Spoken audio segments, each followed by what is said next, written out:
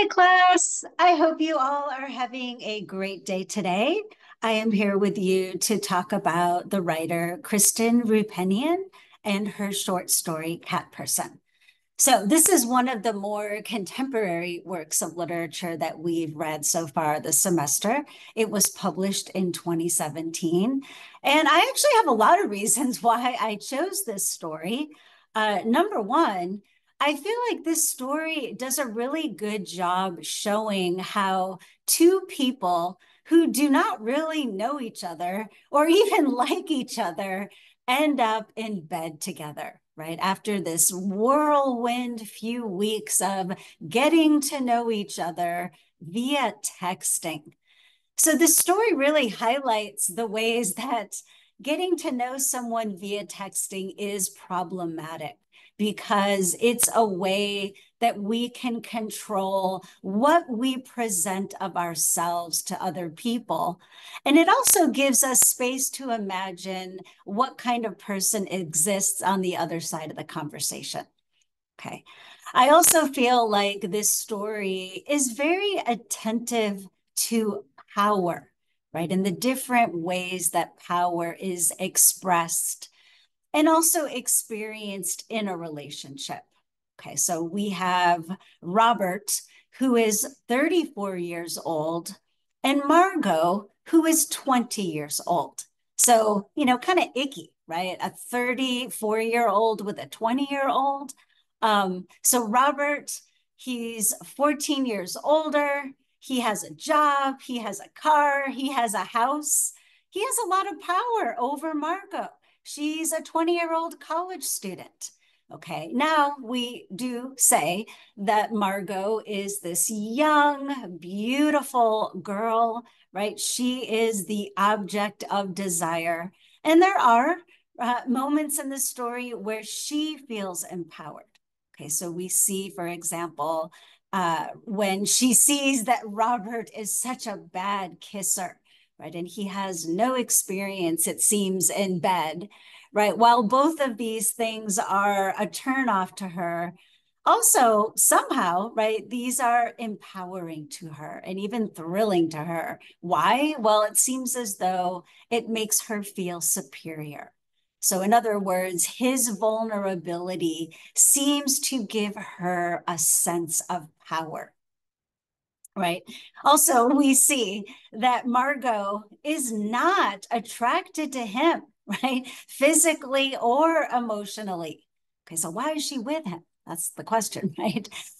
So what is she attracted to? We start to pick up on, right, that she seems to be attracted to how she appears to him, right? The only real pleasure she seems to get is when she objectifies herself, right? When she thinks of herself via the male gaze.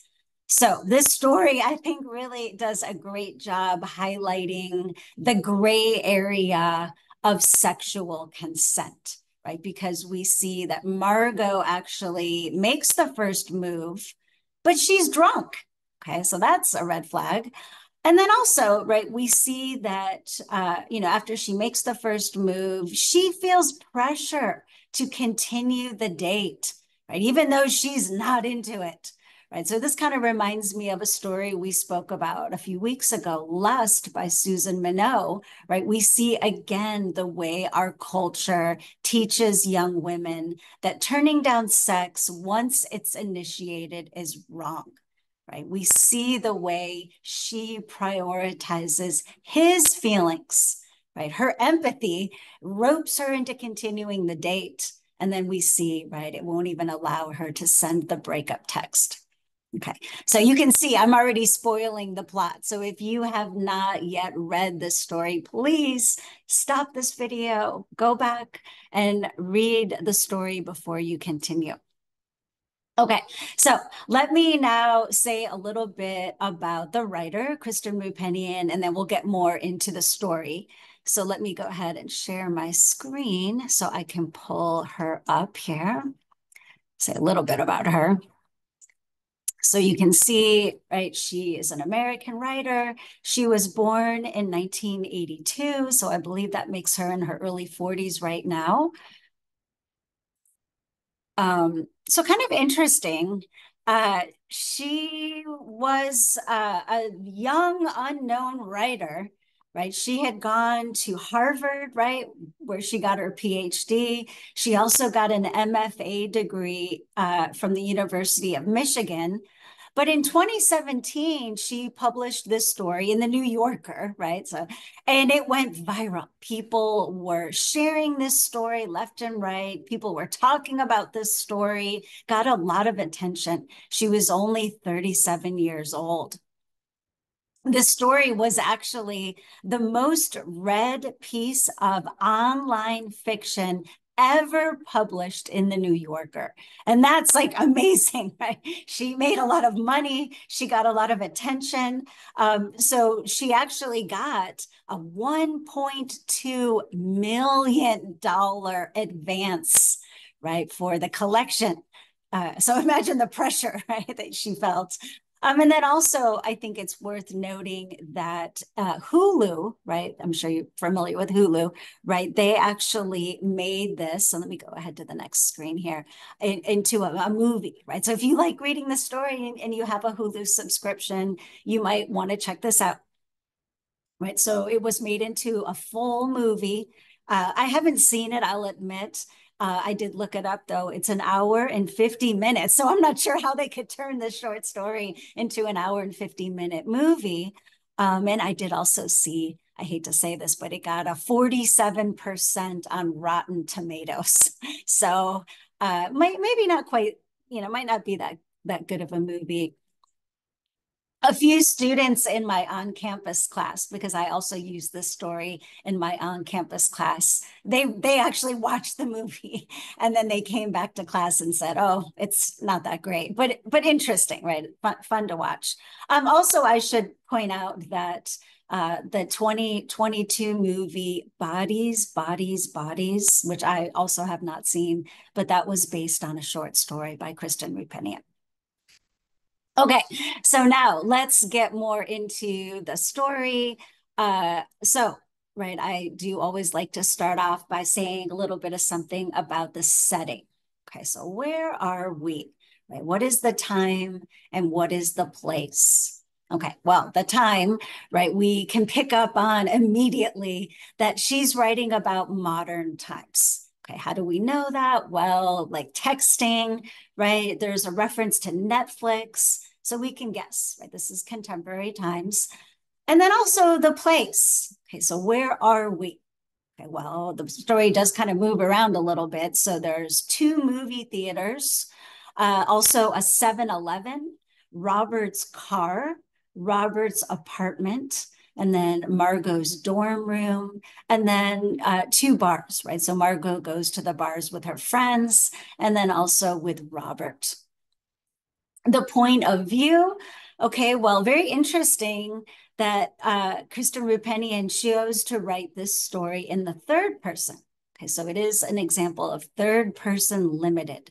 So we do have insight into Margot's thoughts.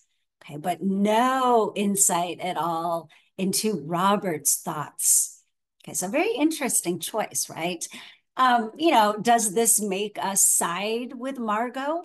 Right? Since we do get access to her thoughts, or, does it make us judge her? Very interesting question. In my opinion, a little bit of both, actually. So let's say a little bit more about this young woman, Margot. So what do we know about her, right? What qualities stand out in her? Okay, well, we know that she's a 20-year-old college student who lives in the dorms and she works at a movie theater. Okay, we also know that she seems kind of like a typical young woman and that she enjoys hanging out with her friends. She has a fake ID, so that enables her to go into bars with her friends. We also know, right, that she is very beautiful. She's physically attractive. She has a very good body. Um, and, she does point out that at the movie theater where she works, she enjoys flirting with customers. I have had some students tell me that she comes across as being a little bit vain, a little bit self-absorbed. And we also get a little bit of information about her history. More specifically, right, we learned that like when she lost her virginity, that it was a very like serious time in her life that was a 2-year affair, and that's, I think, kind of interesting, right? That she didn't, this boy that she had been dating for a long time, that it was like very planned out. Her mom even played a part in it. Her mom reserved a bed and breakfast for her. It's very, very interesting description. But it, I think, does suggest a lot about her. She is a very serious, thoughtful person. Okay. And then the other character, Robert. Okay, so as I said, he's older. He's 34. He has a house, he has a job, he has a car, and he's sort of cute. But Margot does point out that he has a belly and he also has shoulders that slump, right? And she calls him like kind of dorky. Okay. And, in my opinion, I feel like there's a lot of red flags, right? So, he does make a number of, in my opinion, very passive aggressive comments to her.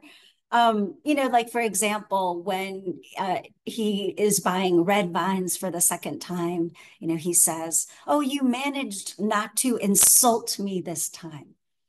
And then when they go on their date, right, and she's not really dressed up, I think she's in like leggings and a sweatshirt, he says, "Oh, glad to see you dressed up for me." It's kind of rude. And then when they're kissing in the car, he's like, "Oh, we're making out in the front seat like a teenager," he said in mock disgust. And then, at the end of the story, when she after their date, he's like, "Oh, gotta get back to that dorm room," he said, his voice dripping with sarcasm. I feel like throughout the story, Robert, he puts her in her place. He's very demanding, right? Just from the very first time they meet, he calls her concession stand girl. She's wearing a name tag, right? He can see her name is Margot, but to call her concession stand girl. And then even the way he asks for her phone number, he's like, "Give me your number." It's very kind of bossy. And then later, right, when they're actually in bed together, he's having a difficult time removing her bra. And, he says, "Take that thing off." Kind of like aggressive, I would say. And then the way their sex is described, he is manipulating her like a doll during sex. So again, he's very, very much putting her in her place. And then after they have sex, right, some of the things that he says, where he brings up her ex-boyfriend, I feel like immediately shows his jealousy. So a lot of red flags about this guy. And, let's say a little more about their relationship, if we could even call it that, right? What are they attracted to in each other? Okay, that's a very good question, right? As I had said earlier, they only really get to know each other via text message. And I think it's interesting the language that Roupenian uses, right? She calls their texts, right, an elaborate scaffolding of jokes, right? That word scaffolding, right? It really does call attention to how temporary, how flimsy this is. And even their text messaging, while it's really like friendly and funny, they're sending memes and jokes, we see, right, that even that is also a power game, right? Because sometimes she'll think about how quick he is to text back. And then if she takes too much time to respond, that then she notices that then he kind of waits a little bit. So very manipulative. And then, she actually says at one point, that she still didn't know anything about him because they never talked about anything personal. Okay, so the story really makes us think about how much we can really get to know somebody, via texting. Okay, so their in-person meetings are very few, right? So they initially meet at the movie theater where Margot is working. It's a very brief encounter. He's buying, things at the concession stand and gets her phone number. Okay, so they really don't know each other at all then. And then their first date, right, if we can even call it a date, is when he, meets her, or I'm sorry, he takes her to a 7-Eleven, right, where he buys her like a Slurpee, some junk food basically. And then, right, the second date, which is also their last date, right? The second date, where they go out to a movie and then to a bar for drinks. And then, of course, right, they end up in bed together. Okay, so let's focus a little bit more on this last date, right? Because this is really, I feel like the most important section of the story.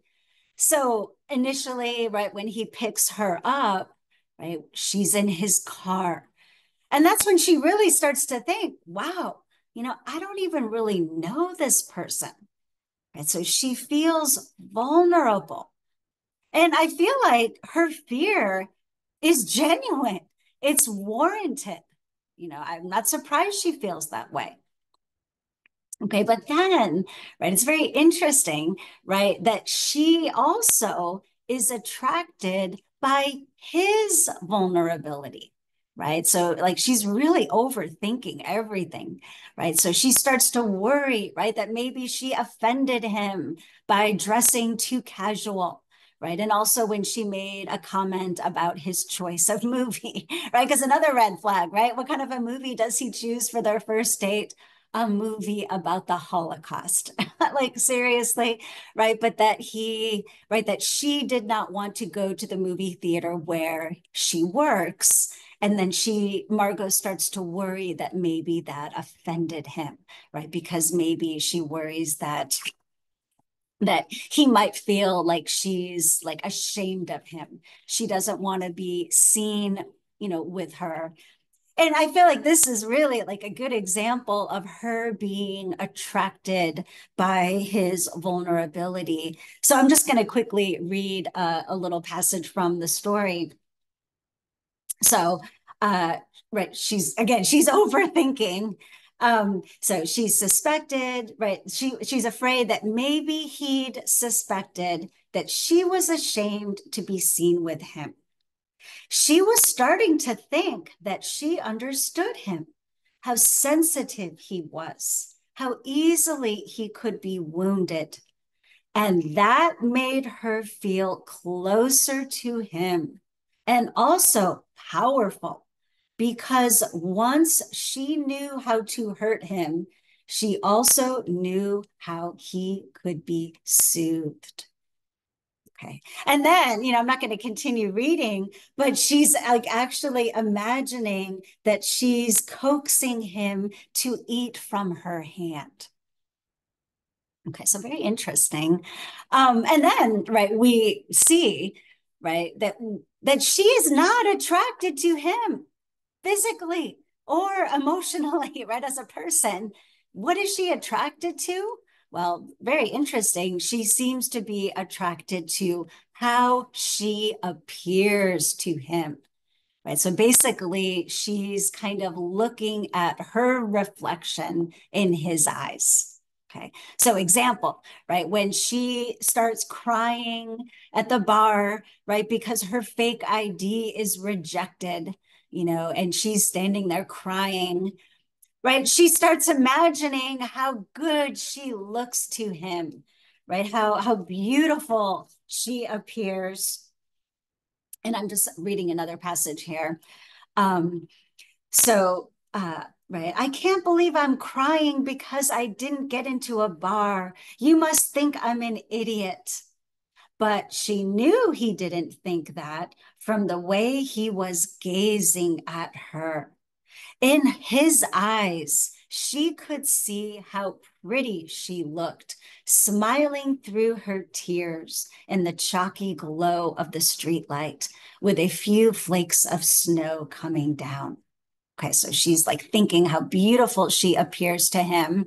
And then, right, he kisses her. And this is like their first kiss, right, on the lips.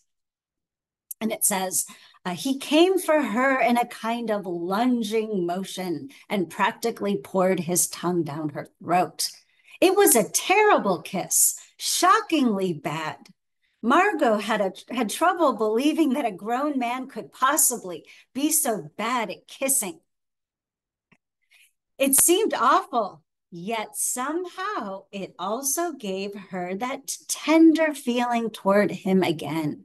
The sense that even though he was older than her, she knew something he didn't. Okay, so again, very interesting, this power dynamic that Roupenian creates. Okay, so then, right, after they go back to his place, and again, she's drunk, right? It was her idea to go back to his place, but she's drunk. Okay. And again, this is the section that really reminds me of the Susan Minot story we spoke about earlier, because we see that Margot feels pressure, right, to put out. So Margot's need to be considered nice. And again, right, we see the way our culture teaches young women that nice girls are polite and that turning down sex once it's initiated is rude. So even though, right, Margot is thinking in her, because we have access to her thoughts, right, I feel like it's very telling, her thoughts, is that this is the worst life decision I have ever made, right? That's how she feels about being in bed with Robert, but that she would carry through with it until it was over. Okay, so she is not into this at all. And, I'm not going to read the description of the sex. I can understand why she's not into it. This is horrible. This is the epitome of bad sex. And we see that Margot, right, her emotions are revulsion. And then she turns it on herself, self-disgust and humiliation. So that's how she feels. Okay, but she continues through with it. She pretends like she's enjoying it, right? So again, we see this woman prioritizing his feelings, okay? Right. And then even, this is the crazy part, right? The whole thing's kind of crazy, but that even after it's over, and she is not into this man at all, she still cannot end the relationship, right? She is afraid to hurt his feelings. So she cannot send him the text message saying, I'm not into you. I don't want to see you again. Why? Can't she just send that message? How easy that could be to just send a text message off? No, because she worries about how his feelings might be hurt. Okay. And then we see her roommate finally is the one that sends the text message. And, that's also a question. Is that okay that she did that? That's also subject to debate. Okay, but let's say a little bit more about the way the story ends. Okay, so the roommate sent the message ending the relationship. And then at the very end of the story, we see their final moment, right? Where Robert comes to the bar where she had explained earlier, that's the bar that she hangs out with her friends. So we get the sense almost that he's stalking her. He's like going to this bar, hoping that he'll see her again, right? One last time. And he does. And then, the text that he sends at the end of the story Maybe I was too old for you, or maybe you liked someone else. Okay, and I'm not going to read all these messages, but we see they're very angry, right? He's really lashing out at her. He's very, I would say very rude, very vile in the things he says. And then finally, right, the last message he sends to her is just one word, and that is whore. Okay, so we see, right, this anger that he has and that he's lashing out at her, right? Finally, I think we see him for who he is, and I would say like very emotionally immature, like calling her a whore, right? We know she's not a whore, right? We definitely know that. Remember the description of her 2-year process of losing her virginity, right? She is not a whore. So why is he calling her a whore? I don't know. Is this sort of like a generic insult, what you call a woman when you want her to feel bad? I'm not really sure, right? But I feel like it is important that we see that how he reacts, this anger, right, which stemmed from his wounded pride, that he lashes out at her, right? That's how he deals with this. Okay. So, um, I feel like it's a very interesting story. There's so much to talk about. I can definitely see why this story went viral, right? And when I do use this story in my face-to-face classes, there's always a very interesting discussion because a lot of my students say that they can relate. Right. Some students say that they can relate to Margot. And I also even sometimes have students who say that they can relate to Robert. Okay. Now, one thing that some critics have pointed out in discussing this story and some of other Kristen Roupenian's other stories is that it shows that when women reject men, that men often lash out, right? So here we see that, right? Robert, he's rejected. His pride is wounded, by that rejection, understandably so. But how does he respond? His desperation, he lashes out at her. His anger, he directs it at her. Whereas in contrast, right, when women are rejected, and we don't see that in this story, but often when women are rejected, instead of lashing out at the man, they hate themselves, right? They direct that anger at themselves. So I felt like that's interesting to point out. I'll end with this. This story makes me think about one of my favorite writers, Margaret Atwood, right? She's the author of The Handmaid's Tale, among other works, right? I definitely recommend checking her out.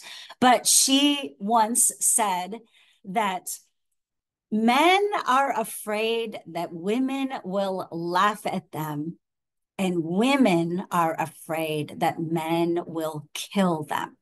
Right. So kind of pointing to these different fears that men and women have. So again, that men are afraid that women are going to laugh at them. And I feel like we see that in this story, right? With Robert.